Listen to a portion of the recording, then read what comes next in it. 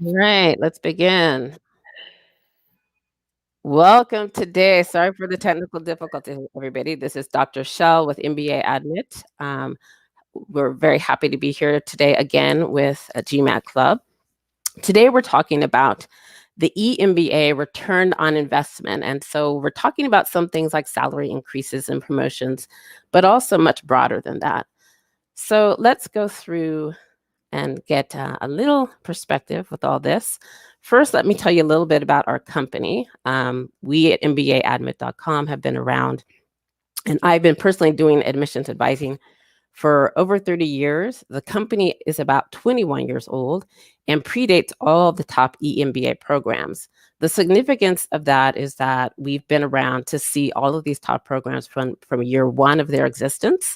So we have a very strong understanding of what they're looking for, their preferences, and so forth.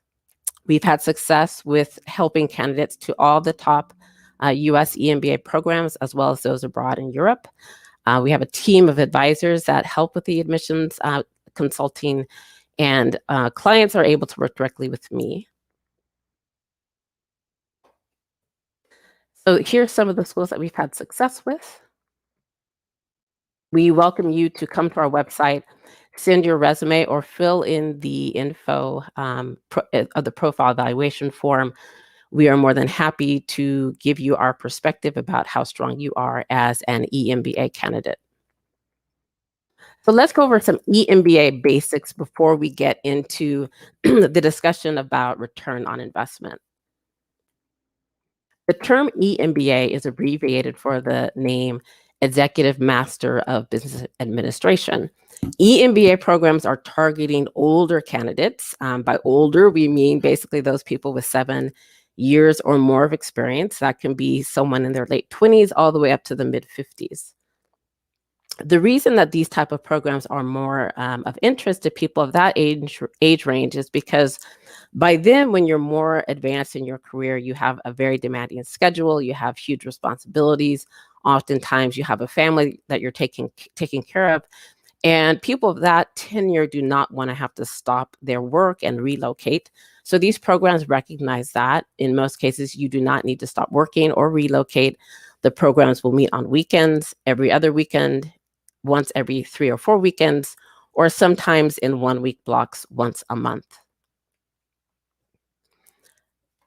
An important thing to bear in mind when you're thinking about the EMBA is that the EMBA is your route. The degree itself says MBA. So some people are concerned about if they take this route, what will people think of the EMBA? But it's actually an MBA that you get.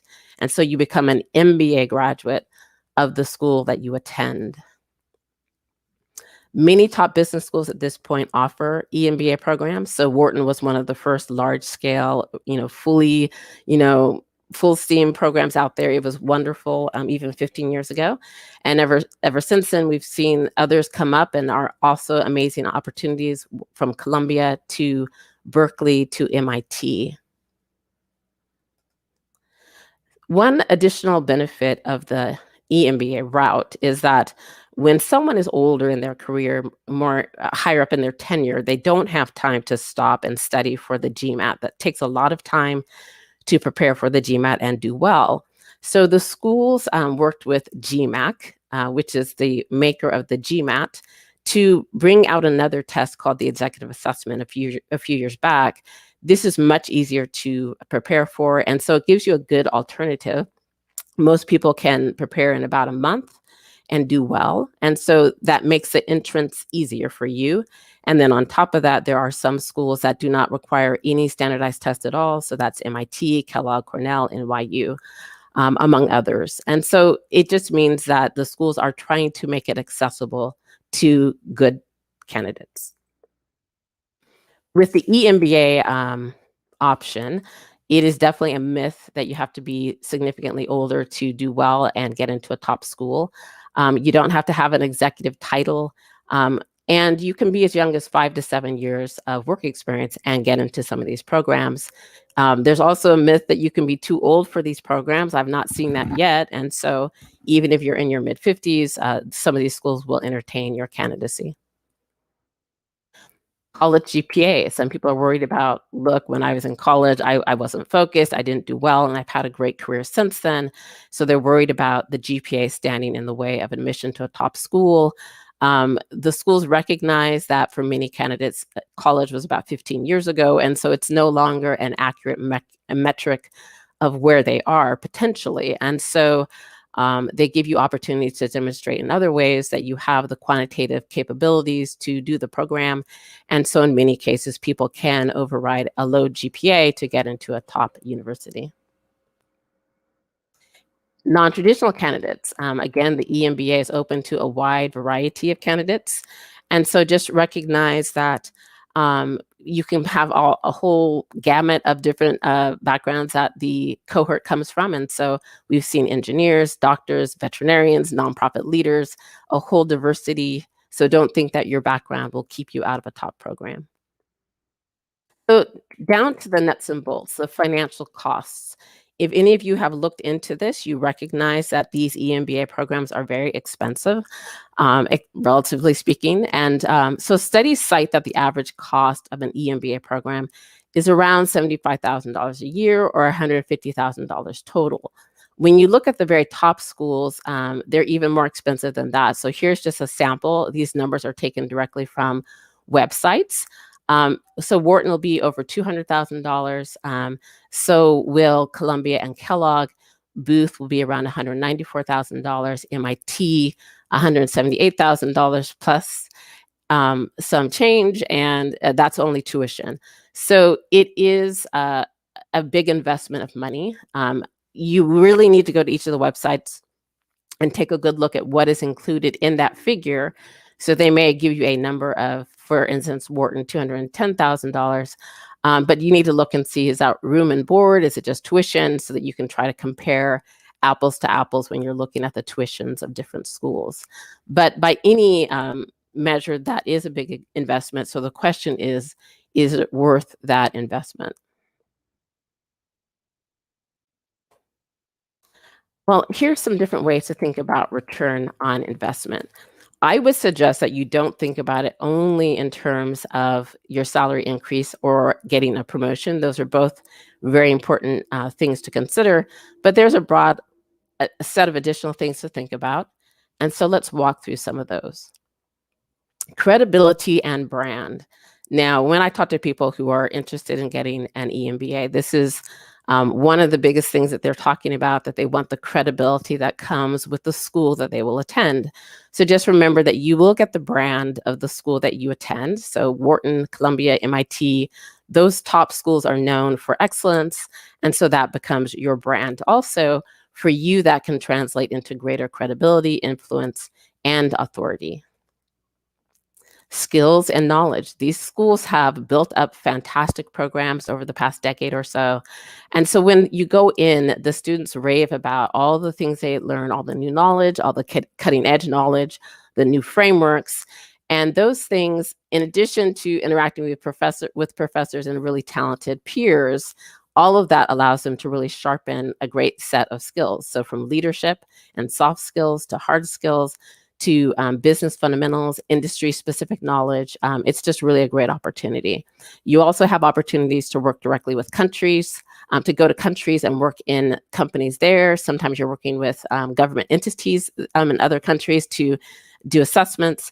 You're also able to get mentorship opportunities with successful entrepreneurs, which the school in many cases will arrange. And so it is a wonderful opportunity for you to take advantage of all these sources of the curriculum and resources and really sharpen up your skill set.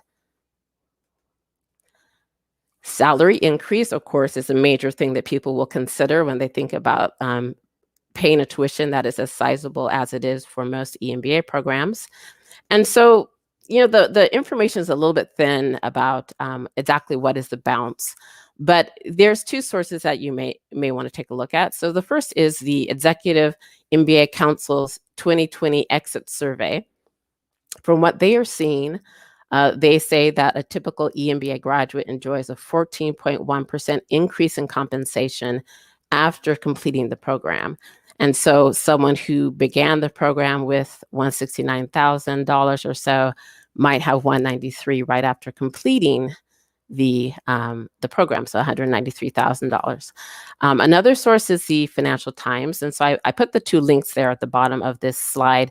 You might want to go take a look because they go university by university and they tell you exactly what they think the growth of salary is.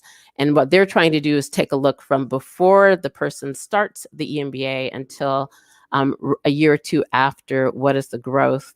They say it's around about 60% when you are attending one of these top universities, so Wharton, MIT, Columbia, and so forth. Promotion, also another important metric. Again, a good source is the Executive MBA Council's 2020 exit survey. They say that 53% of EMBA students reported that they received additional responsibilities during the program. 39% said that they received a promotion during the program.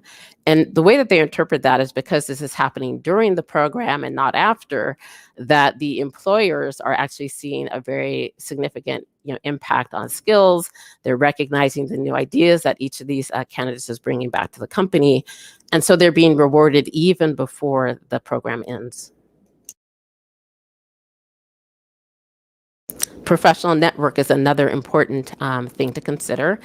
This is obviously something that will last your entire professional career, is that you inherit the network of the business school. Another thing that I remind candidates as they're trying to choose between universities is that you should also bear in mind that you're inheriting the network of the entire university. So let's take Columbia Business School as an example. When you graduate, you will be an MBA of the Columbia University. But on top of that, you have to remember that you become part of the entire Columbia University alumni network. And that has one of the best colleges in the world, one of the best law schools, one of the best medical schools, an amazing journalism school. And so when you put that pool of professionals together, it really is a formidable network. And so Columbia is a wonderful university to choose. So again, as you're comparing the various schools, think about the fact that you will not only get the business school as your alumni network, but the entire school. And all that you can do with that is tremendous: the access to job opportunities, ability to brainstorm with talented professionals when you have business ideas, ability to find partners for business ventures, find investors, and also locate ideal talent to hire. Truly is a great opportunity. Return on investment, job and career change. This one has been one that's been under debate for quite a while. So some people they're under the impression that the executive MBA is not the right route to take if you want to change jobs or industries. And I get some people calling me and saying, hey, shouldn't I be looking at the full-time program? Well, usually if you are the age of an EMBA, so say EMBA candidate, so say 35 years old, 37, 42, you have aged out of the full-time pool for most top universities. So it's really not even an option. So the EMBA offers a great opportunity. What you should be comparing is, can you get those job changes without an MBA, or is the MBA going to facilitate your ability to change industries or jobs? And I think that the answer is yes. And so a lot of candidates who have gone into these EMBA programs, they have used that opportunity to change jobs and careers. The schools themselves have changed on this point. So about 10 years ago, you would have found that most top schools did not want you to try to use the EMBA to change jobs. They wanted people to simply work their way up in their existing company.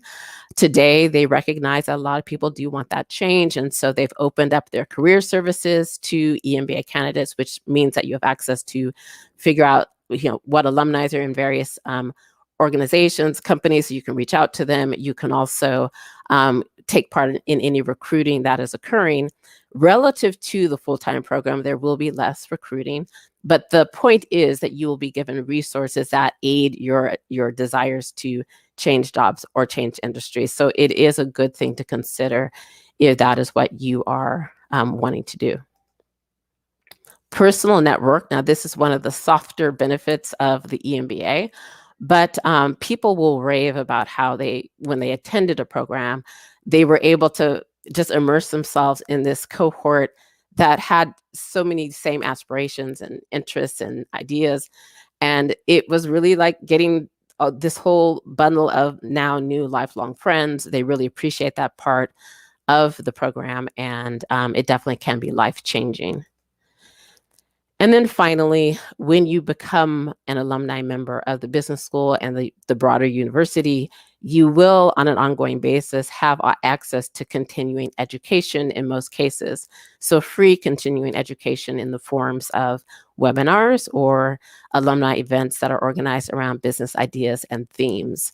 So many people do appreciate that. They appreciate being kept up on the most recent ideas, frameworks, approaches to leadership, and you get those again as free benefits on a continuing education basis with the school in many cases once you become an alumni member. So those are things to think about. When you think about all that, is it worth the investment?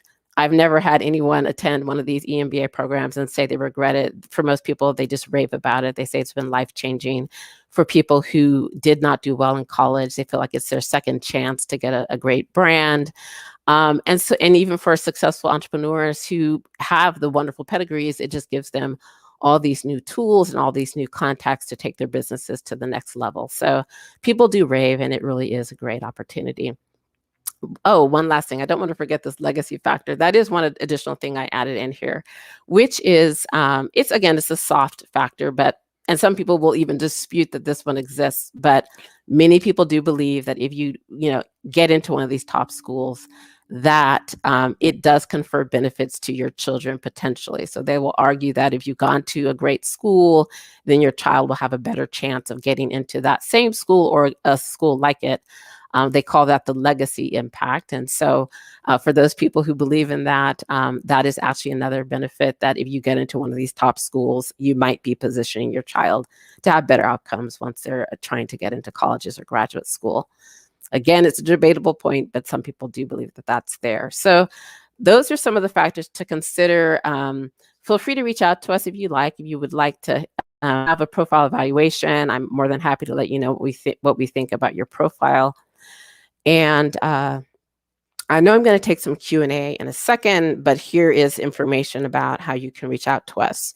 So I'm more than happy to take some questions. I'm going to stop sharing my screen so I can see the questions. Thank you for being with us today, and let's get on to this. All right, I believe I can still hear you. So let's see if we get some questions.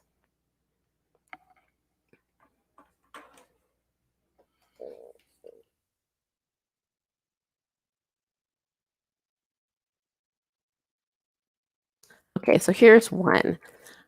Which EMBA questions are welcoming of 45-year-old candidates? This is labeled number 2. I didn't actually see the question number 1 if there was one.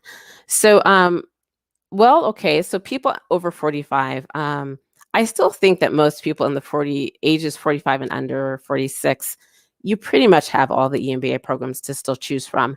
When someone's a super late 40, so 49, 50, 51 and above, you may find that certain schools do favor you over others, and that might be MIT, which has a program that meets once a week, once a month, and that is definitely aiming and targeting an older candidate.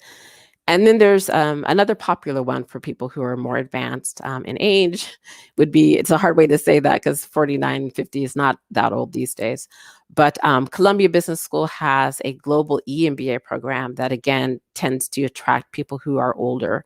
So you might want to look at those too. But for the most part, if you are 46 and under, I think that most of the top EMBA programs are receptive to your candidacy. Okay, which EMBA programs are more welcoming of younger candidates? Again, I kind of make a distinction. 31, 32, I think you can be successful at pretty much all of the top programs, potentially with the exception of MIT Sloan, because MIT Sloan really does want a very mature candidate, someone who's very high up in their tenure. And so if someone is 32, they can still do well at Sloan. It's just that you have to be very advanced in your tenure. And there are some people who they might be CEO of their own companies, or they've worked their way up to a very high level in a company at a young age. And so in that case, their age will not work against them. But in many cases, someone who's 31 may not have the tenure on a traditional track to be very attractive to Sloan. So it just may mean that it's a harder shot for you. But other than that, I think that 31, 32-year-olds pretty much have access to most of these top EMBA programs if they have strong records. When you're in the younger, like late 20s, so 27, 28, 29, there are places that tend to prefer younger candidates, or at least be more open to younger candidates. And that might be Columbia, New York University, Kellogg, Cornell. Those are places that tend to be more open to people in the 20s. I also think that Booth, people have good outcomes there as well. So, do your homework, take a look at the profiles for each of these schools. But end of the day, when you can convey that you've had some great leadership, your age should not be working against you. And by the way, leadership does not necessarily simply mean that you had direct reports. There's plenty of people who have not had direct reports that do well at these universities. And so leadership can take many different forms, and it's just truly your job to articulate for the schools through the essays and through the recommendations, the quality and nature of the leadership that you've shown. Other questions? Okay, so EMBA programs in Europe, and how do they differ from US schools? I think that on the whole, these schools all present great curriculums. So they try to give you a brush up in your business fundamentals, and they provide electives as well. The schools can vary in terms of the emphasis of the electives. And so if you're looking at real estate, you might be more targeting schools like Wharton and Columbia and Cornell that have those specialties. If it's healthcare, you may be looking at Yale or Wharton. And so same for the European schools, that they may have specialties as well, but on the whole, they're all outstanding programs. Some of those European schools have 1-year EMBA programs, which some people think is a disincentive because they think it'll go too fast. Other people are attracted to that. But the most popular schools that I have, seen among my candidates are schools that include in Europe, INSEAD, Oxford, London Business School. London does a joint program with Columbia, which is called the Columbia Global EMBA. HEC, IESE, those are all schools that people are targeting. So I think you have great options when it comes to Europe as well. So does ranking matter when it comes to an EMBA? Well, I would always encourage someone to recognize that you become an alumni of the business school. And so, as I said, it's the EMBA route, but end of the day, you are an MBA from the business school.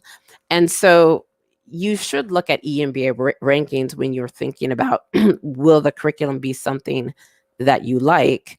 But if it were me personally, I would put the greater emphasis on the business school ranking, because, and I mean not the EMBA, but the business school itself, which that reputation is on the whole derived from the full-time program, because that is your brand, right? And so if you went the EMBA route through Columbia Business School, your brand is Columbia Business School.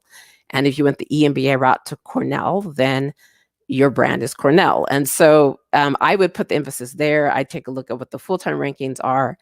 And also just remember that rankings change year to year, but most people will have a pretty firm and consistent view about what are the top schools. And so one of the magazines could come out and say Wharton is number 7, but everyone's not going to believe that. They're going to say, no, Wharton's number 1 or number 2. And so I think it's those, the longer standing reputation should always also guide you as well.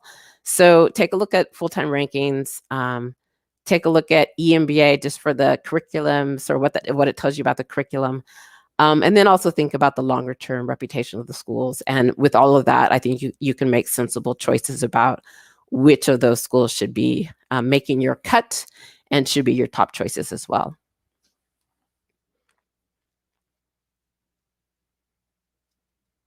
Well, okay, so this question is about how do I rate full-time EMBA programs with part-time ones from a career change perspective. Oh, I see what the question is. Okay, so full-time EMBA programs. That may actually be confusing to some people because you may think the EMBA programs are part-time, essentially. You're flying in on the weekends or 1 week a month. There are two programs that where they allow you to stop working. And so one of those is the MIT Sloan's Fellows. The other is Stanford MSX. Now, Stanford, the label is not MBA, which some people, it bothers them a great deal. So they don't go for that program just because they won't get the MBA degree. It's gonna say MSX. Um, and so those two allow you to stop working, and the implication is that, yes, you can use that to change a job, and so those are much more tailored to that.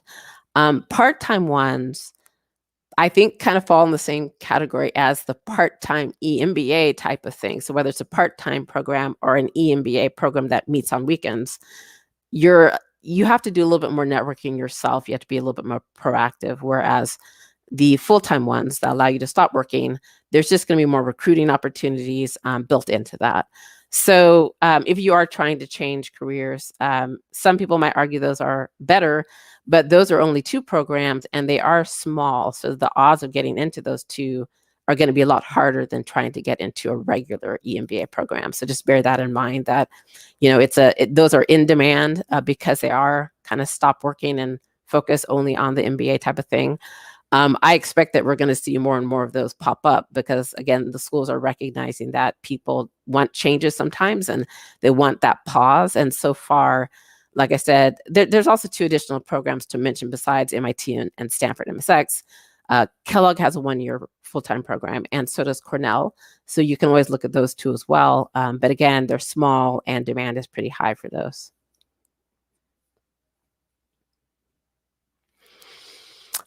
Okay, I'll take about 2 more questions, I think. So maybe 2 or 3. So here's one. What's an example of someone changing a job through the EMBA program? Um, I think I've mentioned this before in a webinar, but one of my most impressive changes that I've seen was a candidate who went in who was the head of technology for a state. So in the United States, one of our states, he was in charge of technology for the government state. And he went into the program with that credential. He came out having been named global head of technology for a major, like really one of the top food and beverage companies. And it was just an impressive role that he landed, a huge increase in pay. And he did that through an EMBA program. So like I said, it is possible. You've got networks, you've got alumni to draw on. You have opportunities going directly into some of these companies. And so the EMBA really can be effective as a tool for changing a job or an industry.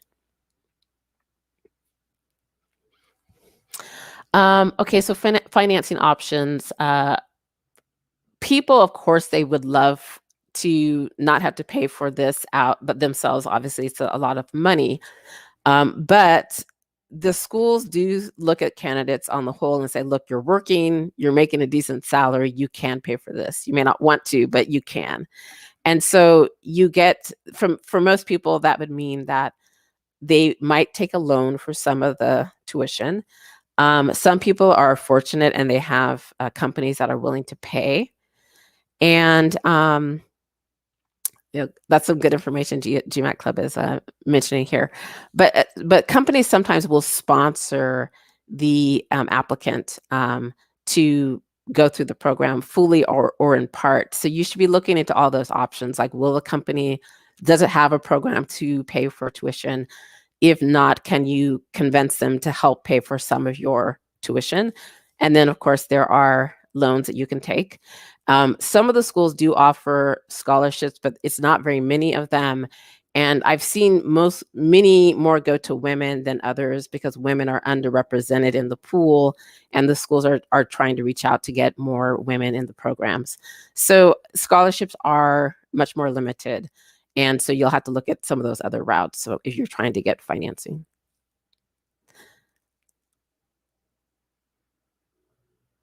Okay, so someone is saying MIT Sloan is hard to get into at 30. Now, I need to make a distinction between MIT Sloan, the EMBA program, and MIT Sloan Fellows Program. Those are two different things. So the Fellows is the one that is the one-year program where you stop working, which is, it's harder to get into in general because it's smaller. MIT Sloan, the EMBA program, is the one that tends to target an older, more tenure, someone higher up in tenure. So on the whole, a 30-year-old may have a harder time getting into that program. We get plenty of people who are that age, 30 in, but I do know that we've got to handle the application carefully and make sure we're conveying the right type of leadership. And so, yes, MIT Sloan EMBA does prefer to have someone who has a higher tenure than some of the other schools. Stanford MSX targets, I would say, an actually younger candidate. So I would tend to say someone between 27 and up is fine for MSX. And I actually don't necessarily think that there's a cap. I think that the person I typically see applying there might be between 27 and 35, but I don't actually feel that there's an upper cap. So I think that they look at each candidate individually and decide, is the person attractive? So I think maybe one more question here. Okay, so I think I already answered this. So full-time EMBA programs where you stop working. And so those, again, they may not carry the EMBA label, but they are targeting they're open to candidates who are older. So as I said, once you're 32 and older, many of these top MBA programs, the full-time, will say that they feel like you're too old for their cohort. And so that gives you the EMBA option at that point. But there are a select number of one-year programs that are open to older candidates. They're not necessarily labeled EMBA, but they're MBA programs. And so that would be the MIT Sloan Fellows. Kellogg has a one-year MBA. Cornell has a one-year MBA. And then Stanford has the MSX, which is a Master's of Science, I believe. And so you don't get the label MBA, but it's basically at the business school. It's essentially their equivalent of an EMBA. And so that's also an option. All right. It was nice to be here. And I will be happy to hear from any of you should you want us to do a profile evaluation and let you know what we think about your profile. All right. Thanks so much for joining us today, and good luck in your EMBA and MBA journeys.